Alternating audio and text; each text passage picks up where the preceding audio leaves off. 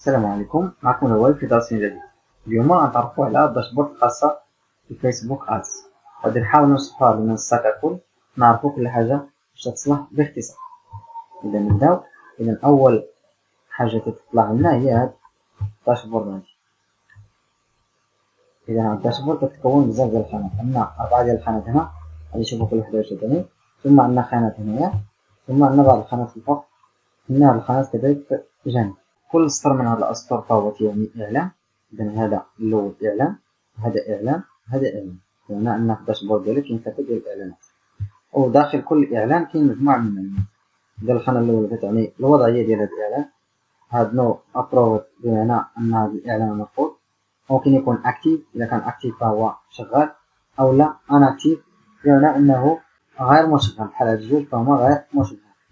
ثم كاين هنا الريزولتا هي شحال غادي يطلع لنا ديال الاعلانات في الاخر. مثلا ملي غنلقى هنا 10 بمعنى ان 10 داروا بوست انجيجمنت، وهاد بوست انجيجمنت كتعطينا بالضبط النوع ديال هاد الاعلان. انا اخترت انجيجمنت كان الاعلان، دونك من هنا كنعرف بانه عباره عن اعلان انجيجمنت. هنا تيعطيني لينك كليك بمعنى انه عباره عن ترافيك، وهنا باج لايك بمعنى ان هذا الاعلان عباره عن لايك من اجل شي صفحه من الصفحات. اذا من هنا كنعرف النوع او الهدف من هذا الاعلان. وهاد الخانات هنا غيبقى يطلع لنا الارقام شحال حصلت عليه، مثلا 10 لي لايك غيطلع لي هنا 10 وهنا باج لايك وهكذا. ثم كاين عندنا الريتش والامبريسيون. هاد القضيه هادي كيتخلطوا بزاف ديال المبتدئين. الفرق ما بين الريتش والامبريسيون: الريتش يعني شحال من هاتف او حاسوب وصلوا الاعلان، ولكن ممكن الاعلان يوصل ويطلع ولكن ما شافوش مول الهاتف. الشاش ديالو الامبريسيون، الامبريسيون شحال من واحد شاف. ملي تيكون واحد الشخص تيطلع في الفيسبوك الهاتف ديالو، فممكن يكون في التحت قبل ما يوصل لهاديك المرحله الفيسبوك استدعى الاعلان، دونك غادي يطلع الرقم هنا مع الريتش. ملي غادي يوصلو هو وغيشوفو ويفوتو، دونك هنا غادي يولي محسوب مع الامبريسيون. مفهوم الامر؟ الريتش هي شحال من هاتف باش وصل، ولا شحال من شخص باش وصل الاعلان، والامبريسيون شحال من واحد شاف. دائما هادو غيكونوا مقاربين، غيكون الفرق فقط بعض الارقام البسيطه. ثم كوست بار ريزولتا، هذه واحد العمليه حسابيه تقوم بها الفيسبوك باش تحسب لك شحال من واحد تفاعل مع الاعلان وشحال من واحد وصلوا، وتدي واحد العمليه حسابيه باش تعرف بالضبط كل واحد من هادو شحال قام عليك. مثلا وصلتي هنا ل10، فهاد ال10 كل واحد بشحال غتخلص عليه، ومن بعد راه غادي تلقى واحد الخانه فيها شحال خلصتي في المجموع. ثم كاين عندنا هاد الخانات الثلاث، هادو تيعطيونا الانواع ديال هاد الخانات اللي غيبان في الهامش. هادو هنا على حسب، مثلا انا بغيت انجيجمنت، غادي نكليكي هنا على انجيجمنت وغيعطيني الحالات اللي انا محتاج، الخانات اللي غنحتاج في الانجيجمنت. نلاحظوا هنا بوست كوموند، بوست سيف، بوست شات، لين كليك الى اخره. كلشي هاد المعلومات اللي غنحتاجوها في الانجيجمنت غنطلعو عندي هنا الى اخره. بغيت شي نوع اخر غادي نختار هنا كيما هو. بغيت نقادو من عندي غادي نكليكي على كاستمايز وغادي نختار الخانات اللي بغيت. هاد المكان هذا يمكن لي نغير فيه كيما بغيت، كنزر غاديرو، ومن هنا يمكن لي نحدد الخانات اللي بغيتو يتزادو. مثلا بغيت شي حاجة حول كليك، نضغط على كليك وغادي نختار هنا اللي بغيت، واللي اختاريتها مثلا سي تي ار اللي اختاريتها راه غادي تزاد عندي مباشرة في الداشبورد. مثلا البوست هادو راه ديجا باينين، مثلا نختارو بوست باج لايك، ثم نديرو ابلاي ونشوفو النتيجة. إذا كما تلاحظوا هما تزادو لنا هنايا، هادو هما الخانات اللي زدت أنا اختاريت، وهاد الخانات يمكن لي نسجلهم باش يبقاو ديما طالعين. ثم كاين عندي هنا واحد الابديت جاست ناو، هنا باش نشوف تحديث جديد. كنضغط هنا وتيعطيني تيقوم بالتحديث ديال الاعلان، وتيعطيني مباشرة الارقام الجديدة بلا ما نحتاج انني ندير اكتيفي لاباج. فقط انني نكليكي هنا كما تلاحظوا تيقوم بتحميل ديال الداتا وتعطينا اخر نتائج. ثم كاين عندنا هنا انواع ديال الحسابات اللي كاين عندي. الحساب ديالي الا بغيت نغير من هذا الحساب نمر لحساب اخر، غنكليكي هنا ونختار الحساب ديال البيزنس اكاونت، ونختار حساب اخر مقلب. ثم عندي هنا التاريخ، الا بغيت نحدد مرحلة من والى الوقت، ها هو عندي هنا يمكن نتحكم فيه كما بغيت. نحدد التاريخ اللي بغيت باش نعرف نتائج اليومية ولا الاسبوعية ولا الشهرية الى اخره. ثم اخر مرحلة هما هاد 4 ديال الخانات الاخيرة. كاين عندي هاد الخانة خاصة بالاحصائيات، ملي غنطلق شي اعلان فيعطيني احصائيات هنا شحال من واحد وصل، شحال من واحد كليك، وغيعطينا حتى النمو الديموغرافي ديالهم، شحال الرجال، شحال النساء، النسب مئوية، كلشي معلومات غيطلع عندي هنا. ثم هنا عندي كومباني، هنا تيعطيني بالضبط الإعلانات، الأهداف ديال الإعلانات. كما تلاحظوا هنايا عندي 3 ديال الإعلانات، كل واحد عنده هدف مختلف. كل إعلان غادي نقوم بالإنشاء ديالو غيطلع عندي هنا. يمكن لي نجمع الإعلانات اللي عندهم نفس الهدف في مكان واحد، أو يمكن لي ندير نفس الإعلانات بنفس الهدف ولكن بإعلانات مختلفة. إذا داخل كل كومباني عندنا أدسيت، إذا كل إعلان فيه هدف راه تيكون فيه عدد ديال الفئات المستهدفة. مثلا داخل هذا الإعلان الأول ديال انجيجمنت عندي مثلا اخترت عدد المدن، كل مدينة فيها جمهور ديالها بوحدو، ولا عندي 3 دول، كل دولة فيها جمهور مستهدف بوحدو. إذا غيطلع عندي بحال هكا 3، من هكا غنعرف اش من دولة اللي خدامة بزاف ولا الدولة اللي مخداماش. وداخل كل جمهور مستهدف يمكن لينا ندير إعلان. إذا كما تلاحظوا هنا مثلا 3 ديال الإعلانات، غير هنا كل كومباني تيطلع ليا الإعلان ديالها.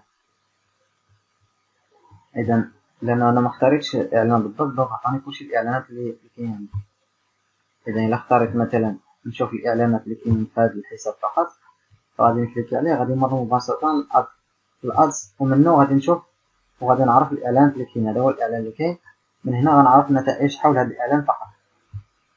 إذا كومباني كما قلنا هي الهدف من الإعلان لازمته، واش كليك، واش ترافيك، واش فيديو إلى آخره. وداخل كل كومباني كاين عندنا لي زادسيت هما اللي فيهم الجماهير المستهدفة. مثلا عندي بزاف ديال الجماهير المستهدفة، غندير كل جمهور مستهدف وحده ويبقاو دائما داخل نفس الكومباني. ثم كل جمهور مستهدف يمكن لي ندير بزاف ديال الإعلانات نفس الجمهور. مثلا جمهور مستهدف أكادير غادي نختار مثلا 5 ديال الإعلانات يبان لي، مثلا يبان لي إعلان صورة، إعلان فيديو، إعلان سلايد. ومن بعد الإحصائيات غادي نعرف اش من الإعلان اللي خدام مزيان، وغادي نلغي الإعلانات اللي مخداماش ونخلي الإعلان خدام. هذه طريقة من الطرق اللي كيستعملها الناس المتقدمين باش تعرفوا الإعلانات المزيانة داخل كل فئة مستهدفة. ثم آخر حاجة باقا هنا هي في كل إعلان يمكن لي نختار بزاف ديال الإعلانات، يمكن لي نغيرهم من هنا، يعني ندير إيديت مثلا نغيرهم كاملين، ولا ندير ديبليكيت ونعاودهم. هادو مبغيتش كل مرة نبقى ندخل نفس المعلومات في إعلان جديد، فقط غندير ديبليكيت وغادي تعاودوا نفس المعلومات بنفس بنفس الادز بنفس كلشي، غيتعاودوا مرة تانية بلا ما نبقى نعاود نفس الخطوات كل مرة. إذا كليكيت مثلا على هذا هنا غادي تدخلني مباشرة الإعلان، وفيه كاين إيديت هنا ولا هنا، كليك إيديت ولا ديبليكيت. هنا إيديت إلا بغيت نموديفي، وديبليكيت إلا بغيت نعاود. وهنا الفيو إلا بغيت نعرف نشوف معلومات إحصائية حول هذا الإعلان. نفس الشيء إلا دزت الأسيط غنكليكي على الغمس وغندوز نفس الشيء، عندي إيديت ديبليكيت والفيو. ثم هذا الرمز الصغير هنايا غادي إلا بغيت نغير الاسم ديال هذا الإعلان، مثلا بغيت نعطيه شي اسم يمكن لي نموديفيه هنا. نرجعو للكومباني، نفترضو أنا بغيت نموديفي جميع الإعلانات كاملين. إذا غادي نكوشي كلشي هاد الإعلانات، غادي نكليكي على إيديت وغادي يدخلني لواحد لابار جديدة اللي منها يمكن لي نموديفي الإعلان تاعهم، الإعلانات الكبيرة في كومباني. ثم هادو اللي فيهم هاد 4 المربعات تعني الأدسيت اللي فيهم الجماهير المستهدفة. ثم هادو اللي فيهم مربع واحد هما الإعلانات. إذا إلا كليكيت هنا راه يمكن لي نموديفي فئة مستهدفة داخل ترافيك، نغير أنا كيما بغيت مثلا إعلان ديال انجيجمنت يمكن لي ندخل هنا ونموديفي إلى آخره. إذا بغيت نموديفيهم كاملين يمكن لي نموديفيهم غير من هنا، نموديفي كيما بغيت. وفي الأخير غندير بابليش ونشر التحديثات الجديدة ديال هاد التعديلات.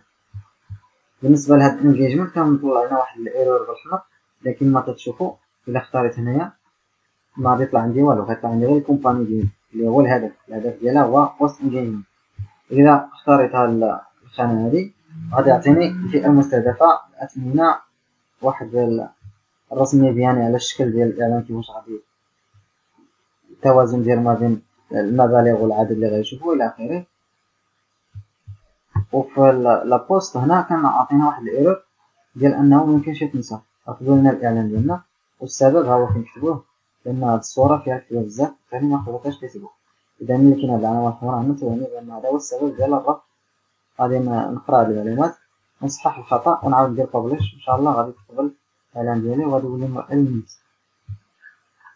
فالدروس المقبلة بإذن الله غادي نحاول نشوفو أمثلة عملية بإحصائيات مناسبة ونعاودو نشرحو هادشي عمليا باش تزيدو تفهمو أكثر الفرق ما بين هادو.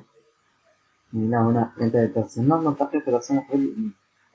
إذا أعجبك هذا الفيديو لا تنسى الإعجاب والتعليق ومشاركته مع أصدقائك كي تدعم القناة، ولا تنسى الاشتراك في القناة ليصلك كل جديد. في أمان الله.